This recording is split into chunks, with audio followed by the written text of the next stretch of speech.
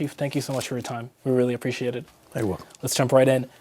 One of your main responsibilities is securing the U.S.-Mexico border. What is the current state of that border, and what does the data show? So, look, the operational control is the only acceptable response for us, right? We want to gain operational control. So, in the prior administration, the Border Patrol's resources were depleted. And so right now what we're trying to do is build back up our resources and our capabilities on the border. And so we're utilizing a whole of government approach. We're utilizing National Guard from Texas. We're utilizing DOD. We're using local law enforcement, county, state. We're using a true whole of government approach in order to get the level of deterrent that we've had, in addition to the executive orders and the removal of some policies and programs that were contradictory to border enforcement. And so what it looks like right now is we're moving in the right direction. We're moving well in the right direction, but it's going to take some time for the Border Patrol to have our resources built back up to where we can handle the border by ourselves. How many people are crossing into the U.S. illegally now per day? So the 7-day average right now is about 285 across the entire southwest border. Which is a dramatic change. It's down approximately 94% from this time last year, where it was almost 4,800 a day. What do you think is driving that dramatic drop in illegal crossings? So I think there's a lot of things driving it. One, we're getting agents back out to the line. When you actually have agents out on the river doing the job, performing law enforcement functions, it deserves a deterrent. Also, the cancellation of the CBP-1 app, like I talked about, right? Delivering consequences, right? The EO, the executive order, ending catch and release. So, you know, it's just like with any other law enforcement. The greater the deterrent, or the greater the punishment, the larger the deterrent. And so now there's a deterrent that says, why make this trip? Why put yourself in danger? Why make this long journey if you're going to be apprehended and turned around and sent back home? And so the strong law enforcement posture that we now have out there with our partners assisting us from the DOD to the Texas National Guard, we're being able to send a message that if you cross the border, your chances of being apprehended are much greater. And if you are apprehended, you're going to be removed from the country. You mentioned the policy changes, Chief, under this administration. As we understand it, one of those policies is that if you cross the border illegally, you are essentially banned from claiming asylum and subject to being quickly deported. We understand that. But as you noted, the administration has also shut down CBP-1, which was an app that the previous administration used to allow people to basically get processed at ports of entry, to essentially request asylum at some later date. What is the legal way to seek asylum then now? Okay, so first and foremost, the CBP-1 app had the exact opposite effect. What the CBP-1 app did was it encouraged people to make the dangerous journey to get to the border. When they got to the border and they could not receive an appointment or they did not want to wait for an appointment, then they just went across the river between the port of entries or across the border illegally. And so what it did was it created a pull factor that brought people to the border. If you remember, the CBP-1 app had a requirement that you had to be within so many miles of the actual border to actually even apply. And so what that did was that sent a message: pack up, risk everything to get to the border, then apply, and if you can get an appointment, so be it. If you can't, well, what are they going to do? They've spent everything and given up everything they had to get here, right? And so one of the things we've seen with the cancellation of the CBP-1 app, and you'll also see it in open source reporting and media, is that migrants are now choosing not to make that journey, and they're specifically saying, listen, CBP-1 app, we found out it's no longer valid, so we're not going to make that journey. And so what you'll see is a dramatic decrease in cross-border deaths. You'll see a dramatic decrease in drownings on the river. We've seen an actual huge decrease in deaths. So this isn't just about law enforcement, which is our concern, but it's also about the safety of the migrants. It's also about not encouraging illegal people to migrate to the border and then enter illegally and put themselves at risk or put themselves in the hands of smugglers. But Chief, is there now a legal way, the right way to seek asylum now, or is that no longer an option at the border? So at the border, right, crossing in between the ports of entry, which is what the Border Patrol focuses on, no, you do not cross the border illegally and then make an asylum claim. You can go to the port of entry or you can go to one of the embassies in your country and make your claim for asylum. Just not at the border? Not illegally after you enter the country illegally. The administration has also been aggressively highlighting deportations to migrant home countries. How many deportations has the administration carried out since President Trump took office? And so I can only speak to Border Patrol numbers. Okay. We're not the only agency that repatriates our deports. And so I'll have to get back with you on the exact number of deportations that the Border Patrol has been involved in, but it's a significant amount. I can tell you this, anyone that has crossed the border between the ports of entry since this administration has taken office has not been released. There have been 2 releases in the entire time, and both of those were released for a benefit to the United States government, meaning that they are material witnesses in criminal cases, and so they've been given a temporary status while they wait to testify in court. You're saying only 2 people have been released from Border Patrol custody at the U.S.-Mexico border since President Trump took office. Correct. You mentioned the deportation. Some migrants are now being deported to countries where they're not from, like Panama and Costa Rica. How is the administration making sure these migrants are being treated humanely in those countries? And are you working on other deportation agreements with other third countries?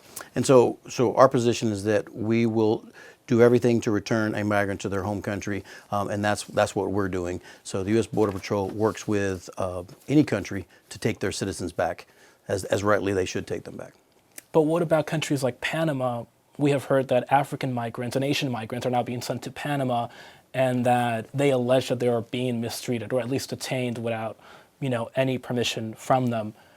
How is the U.S. able to make sure that these migrants are treated in a humane manner? And so I can tell you that when the U.S. Border Patrol is repatriating someone to the country, they're being treated in a humane manner. And we have standards and requirements and leadership that's monitoring to make sure that we're treating them right. This is not about an inhumane process. It's about a humane process.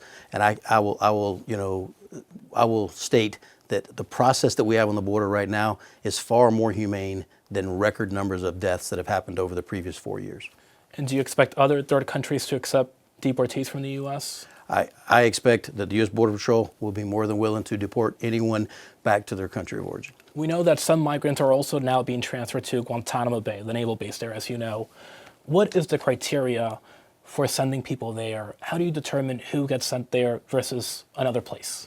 So, as has been said time and time again, it's the worst of the worst. It's convicted criminals, people with a criminal history, right, where we need the most secure location to place them, right. As you know, if we apprehend someone crossing the border illegally, we don't want to mix that economic migrant population and put them in the same facilities as a criminal migrant, right? And so we have to make sure that we're protecting the at-risk population.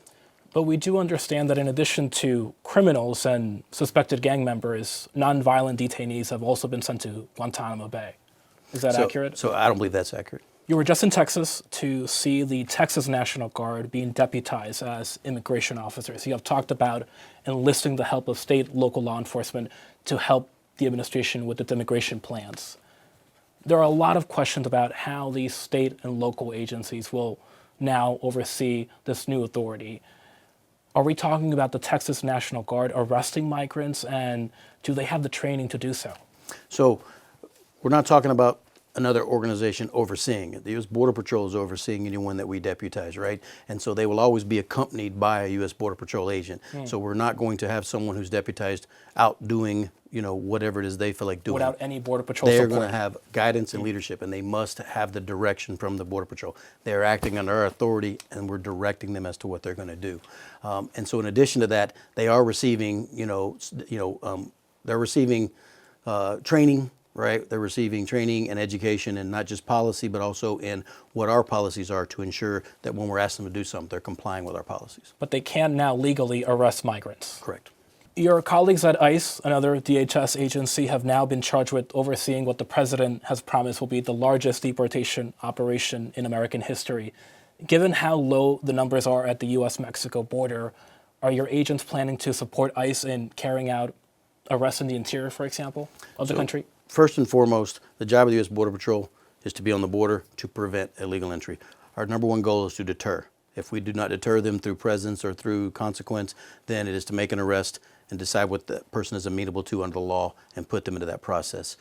If you look at the current immigration status, if you've got 1 million, right, people that have a deportation order, right, that ICE is trying to locate and deport, and we pull Border Patrol off of the border, right, we're leaving a hole, right? So the intent is to deport more people than are coming through, right? We're never going to be able to remove the illegal population from this country if we have more coming in. So right now, where it stands, it makes most operational sense for the U.S. Border Patrol to be at the border, controlling and preventing the flow of illegal immigration. To stop the flow, if you will. Correct. Exactly. Okay. So you don't foresee any assistance to ICE right now? U.S. Border Patrol stands ready to assist any of our partner agencies where they need help. Our number one priority is to focus on the border, at the border. As you know, Chief, cartels and human smugglers really oversee much of the illegal immigration that we see at the border. Now, President Trump has designated many of them, in Mexico at least, as foreign terrorist groups. How does that change how you are going after these cartels? So I think it opens up our aperture. It gives us more authorities under the law. It gives us better intelligence that we can share. And so it takes away some of the limits that we may have if we're not targeting someone as a foreign terrorist organization. As you know, historically, Border Patrol has struggled with morale issues. And it is no secret to you and many others that many Border Patrol agents were not happy with the previous administration's immigration policies. Is that changing at all now? So I'll tell you that the morale of the Border Patrol is going up daily. I've spent quite a bit of time in my first month on the job down on the border, and I'm watching agents walk with their head held high. And I attribute a big part of that to agents just being allowed to do their job. When you are hired and trained to be a law enforcement officer to enforce laws, and you're not allowed to do that, right, it's going to affect morale. But I can tell you that from talking to agents daily, from going out to the line and spending time with agents, the morale is continuing to increase, and I contribute it to agents being allowed to do the job they were trained to do.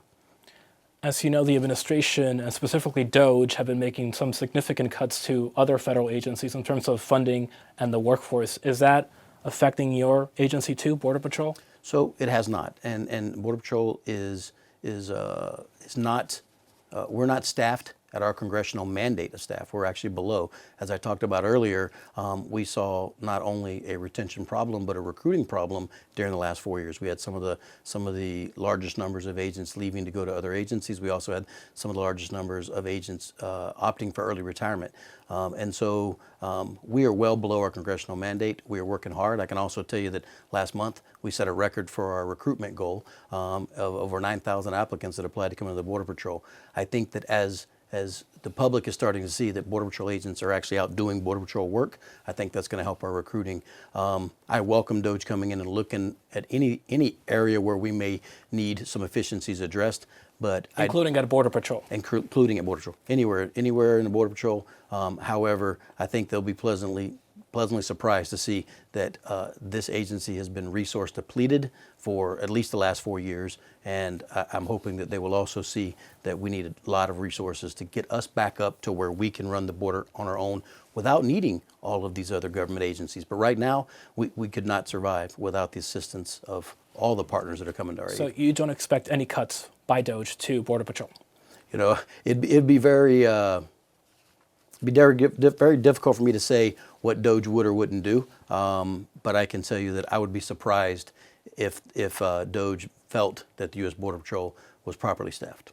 There's no question, Chief, that U.S. border policy right now is as strict as it has been for a while. We agree on that. Do you think that could potentially lead to an increase in migrants traveling through more remote and dangerous parts of the country to avoid being detected because they know they're likely now going to be deported or potentially being smuggled in tractor trailers? You know how dangerous that could be. Are you concerned about that?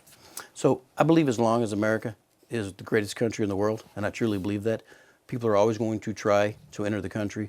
I would encourage them to do it legally, right? But the fact is, our goal is to detect, like I said earlier, operational control, to detect and apprehend anyone that would come into the country illegally, right, and process them for removal if they've entered the country illegally. And Border Patrol has and always will be an agency that puts life and protection of life at our high priority, right? We may be in law enforcement, but we are humans, we have humanity, and we're going to, focus on ensuring that we protect our border, but we're going to do it in the most humane way possible.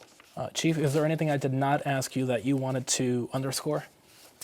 I just want to underscore that the morale of the agents. I think that when you have a president who is showing how strongly he backs those agents, that is a huge increase on morale. And we've got a tough as nails secretary and DHS Secretary Nome, and just the leadership of both those individuals has had a huge input on morale, or a boost in morale. And I think it's really important to know that the agents truly believe that this administration and that our leaders have their back. And I think that's a huge contribution to the morale Chief, thank you so much for your time. We really appreciate it. Thank you. Thank you, sir.